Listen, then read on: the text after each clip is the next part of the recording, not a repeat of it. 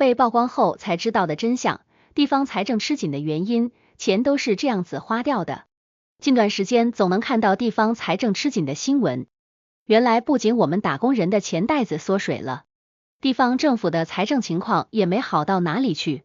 想想也能明白，地方政府大部分的收入来源都是税收收入，当我们赚的少了，消费少了，财政税收收入就相应的缩减了。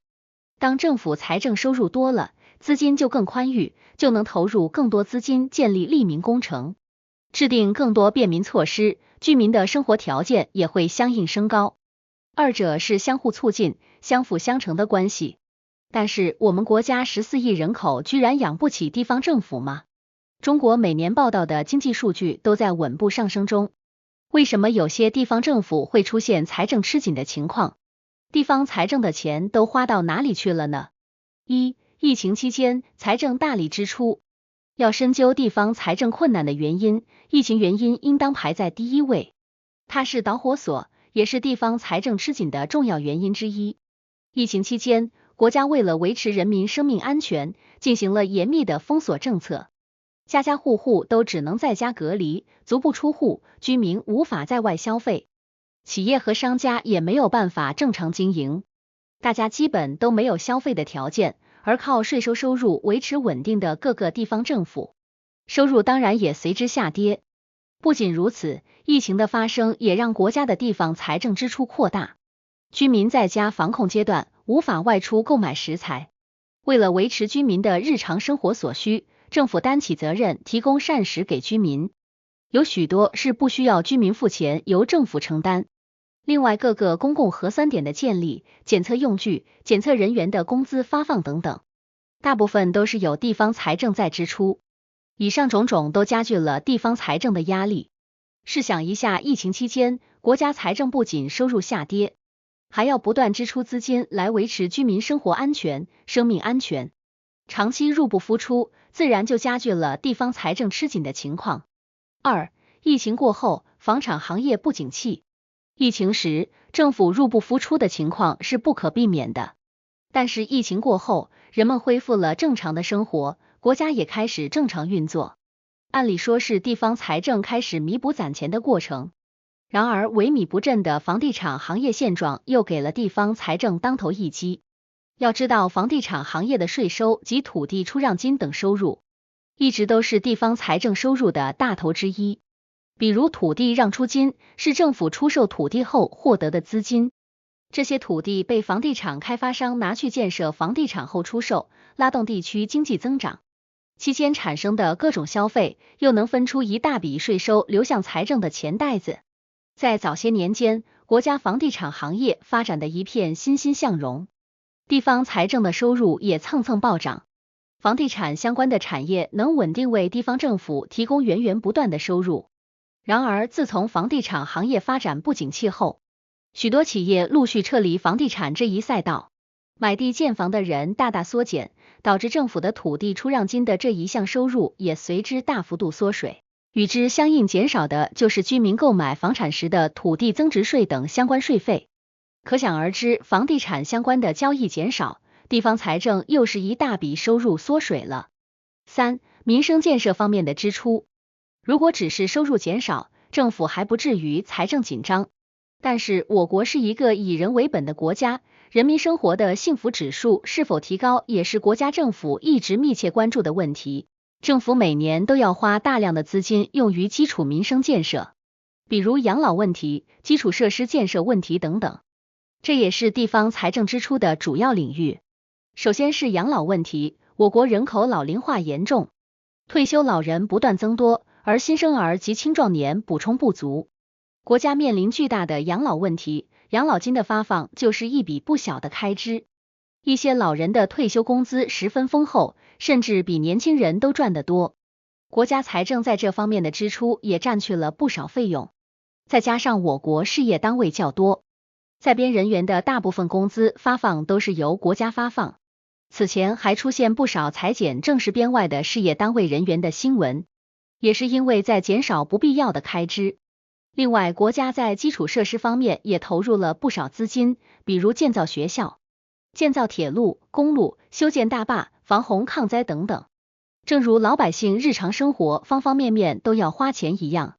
地方财政面对这些建设也要花上不少钱，毕竟这都是关乎民生的大事，都要按照最高质量标准建设，想要从中省钱是不可能的。你有没有发现现在的交通越来越发达了？尤其那些偏远地区，奇山怪石众多，地理条件恶劣的山区都修建了铁路，这可不是凭空就变出来的，都是靠地方财政的资金支撑建设起来的。毕竟想要富，先修路，在铁路建设这方面，我国从没有停止开拓的步伐，一直致力于为偏远山区、贫困地区提供更好的生存环境，改善人民的生活条件。那些山川湖泊太多，实在修不了铁路的，就架桥。我国政府已经不计代价修建了许多有名的大桥，比如甘肃、广西等偏远地区，我国政府把目光投向了这些区域，在地势险恶的山谷中建设各种桥梁，运输各种物资，著名的有天宁沟大桥、鸭池河大桥等。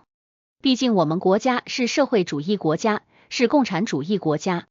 即使是亏本的买卖，为了改善人民的生活，也是说建就建。现在举目四望，可以看到到处都是四通八达的交通，这些都要依靠政府支出大量的资金，而且后期维修保养也需要政府源源不断的提供资金支持，地方财政陷入紧缩也是必然。四、国家电网的支出。关于民生方面的建设支出，有一点我们不得不单独拿出来说，那就是国家电网的建设。地方财政吃紧，电网方面的支出也是原因之一。